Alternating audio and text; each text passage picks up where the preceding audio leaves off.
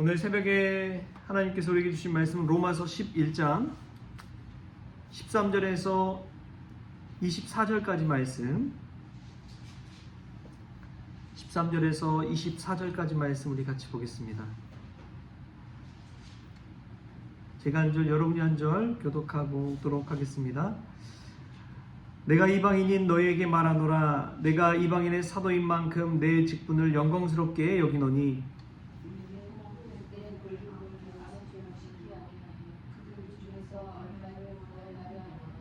그들을 버리는 것이 세상의 화목이 되거든 그 받아들이는 것이 죽은 자 가운데서 살아나는 것이 아니면 무엇이리요.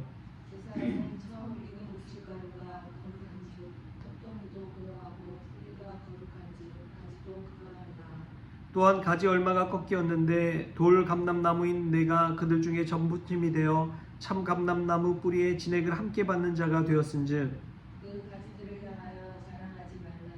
자랑할지라도 내가 뿌리를 보존하는 것이 아니요 우리가 너를 보존하는 것입니다.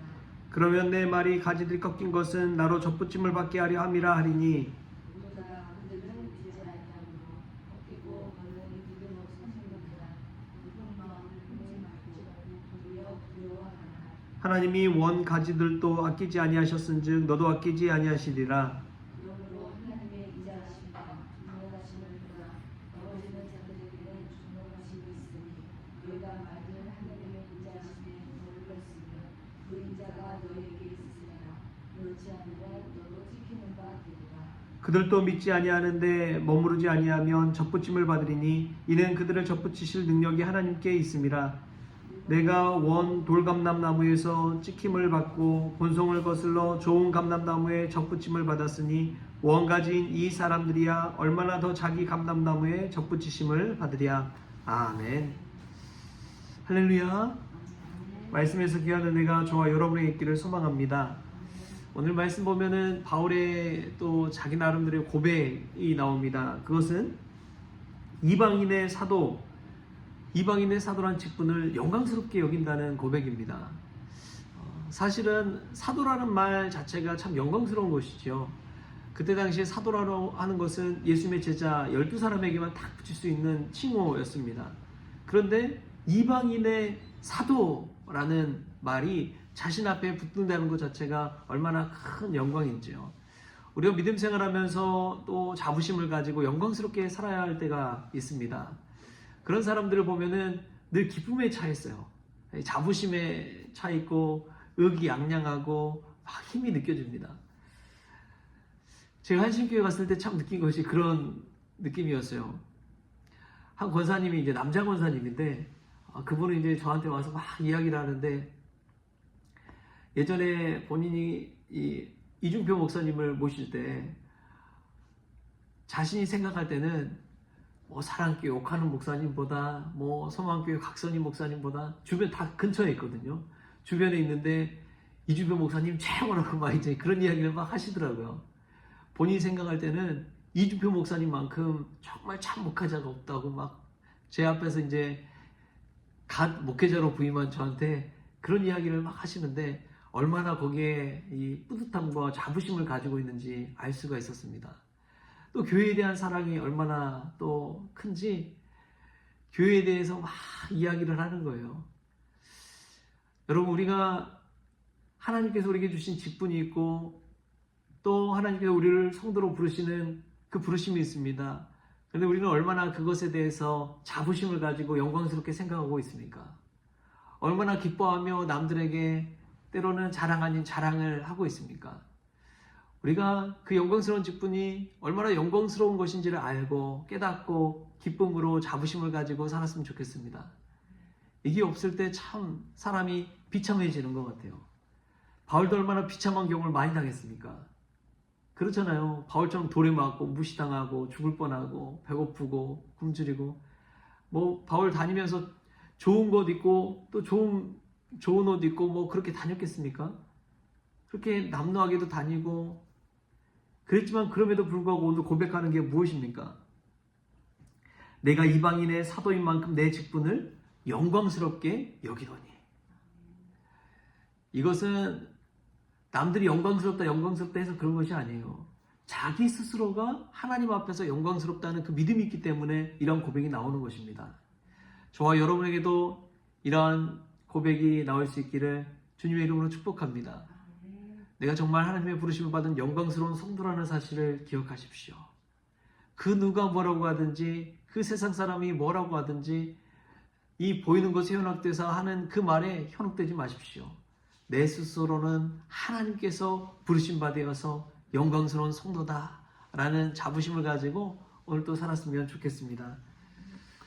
두 번째로 보면은 바울은 이방인들에게 말하노라라고 하면서 라이벌 의식을 심어주고 있습니다. 우리 14절 말씀 같이 한번 읽어볼까요? 14절 시작. 이는 혹 내 고륙을 아무쪼록 시기하게 하여 그들 중에서 얼마를 구원하려 함이라. 아멘. 어떤 시기냐? 저는 좋은 시기가 있고 나쁜 시기가 있다고 생각이 들어요.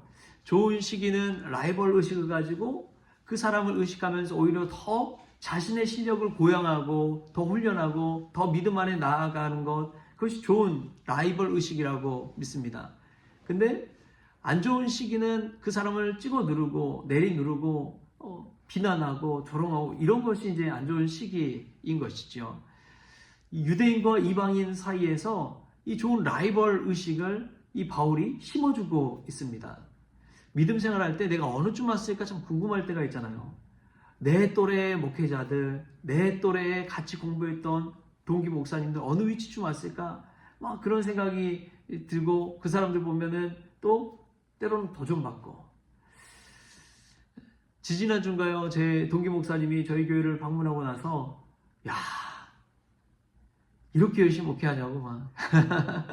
그때 특별새벽 기도회 하는 주간이어가지고 특별히 책자를 저기 앞에 이제 다 놓고 있었거든요. 그거 보더니 와, 이렇게 열심히 하냐고 막 도전받고 간다고 이 자리 좀 챙겨가도 되냐고 그런 이야기를 막 하더라고요. 그래서 그렇구나, 내가 그래도 나름대로 열심히 하고 있나 보다 하는 그런 생각이 들더라고요. 누군가에게 도전이 되는 삶을 살 수 있다면 누군가의 영적으로 도전이 되고 야, 나도 저렇게 신앙생활 했으면 좋겠다라는 그런 마음을 심어줄 수 있다면 얼마나 기쁠까요? 하나님이 기뻐하시는 것은 그와 같습니다. 내가 신앙생활 정말 잘함을 통해서 누군가에게 또 신앙생활 잘할 수 있도록 힘을 주고 도전을 주고 인사이트를 주고 통찰력을 줄 수 있다면 얼마나 행복한 것일까요? 축구선수 중에 그런 사람들이 있죠. 메시와 호날두가 그런 관계였다고 저는 생각이 듭니다. 어느 한 사람만 있었다면 그렇게 많은 기록과 엄청난 일들을 이루지 못했을 것 같아요. 그런데 주변에서도 그렇고 본인들 스스로도 그렇고 서로가 골에 대한 승리에 대한 열정을 가지고 서로 의식하면서 더 치열하게 훈련하고 노력하고 승부 의식을 가지고 이렇게 달려가니까 기록들이 어마어마한 거예요. 이 두 사람이 함께 있었기 때문에 저는 그러한 일들이 가능했다라고 생각이 됩니다. 우리도 믿음의 라이벌 의식을 가지고 누군가에게 도전이 되고 도전받을 수 있는 그러한 성도들이 다 되었으면 좋겠습니다. 그리고 마지막으로 우리 15절 말씀 보면은 이런 말씀이 나와요. 그들을 버리는 것이 세상의 화목이 되거든 그 받아들이는 것이 죽은 자 가운데서 살아나는 것이 아니면 무엇이리요? 여기서 그들은 유대인들을 말합니다. 유대인들을 버리는 것이 세상에 화목하는 것, 세상과 화해하는 것이거든 그 받아들이는 것이 죽은 자 가운데서 살아나는 것이 아니면 무엇이리요? 저는 이 말씀 보면서 사실 교만한 사람들 있잖아요. 자기 자랑만 늘어놓는 분들 있잖아요. 내 이야기는 하나도 안 들어주고 이 자기 자랑만 하시는 분들이 가끔 가다 보면 있어요. 근데 유대인들이 그런 이들이었다는 것이죠. 이방인들은 상종도 하지 아니하고 무시하고 차별하고 그런 사람들 버리는 것은 사실은 쉬운 일이에요. 나도 안 만나면 되지. 쉬운 일입니다. 근데 그 사람을 받아들이는 것은 죽었다가 다시 살아나는 것, 쓸모가 없는 사람이 쓸모가 되는 것, 예수님의 부활까지도 여기에 빗대어서 바울이 이야기하고 있습니다. 안 보면 그만이고 쉬운 일인데 그 사람들을 계속 받아주면서 끝까지 함께 가는 것, 그것은 정말 어려운 일이라는 거예요. 버림받은 그 사람이 쓰임바 되었을 때 하나님께서 죽은 자가 다시 살아나는 것처럼 이 부활의 영광이 되는 것처럼 오늘 바울은 이야기하고 있습니다. 저는 이 말씀 묵상하는데 김재준 목사님이 한 말이 생각이 났어요. 목회자가 하는 일은 무엇이냐?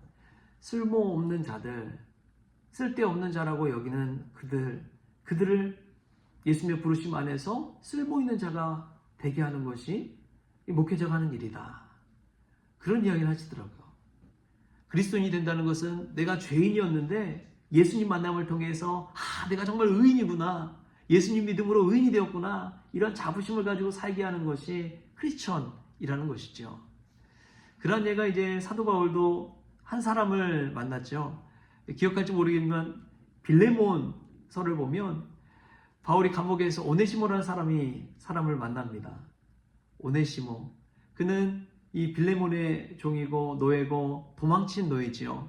근데 그 사람을 로마에서 만나서 보니까 정말 신실한 사람이 된 거예요. 이 바울을 만나서. 그래서 이 빌레몬이란 사람에게 사실은 오네시모는 잡히면 죽는 거예요.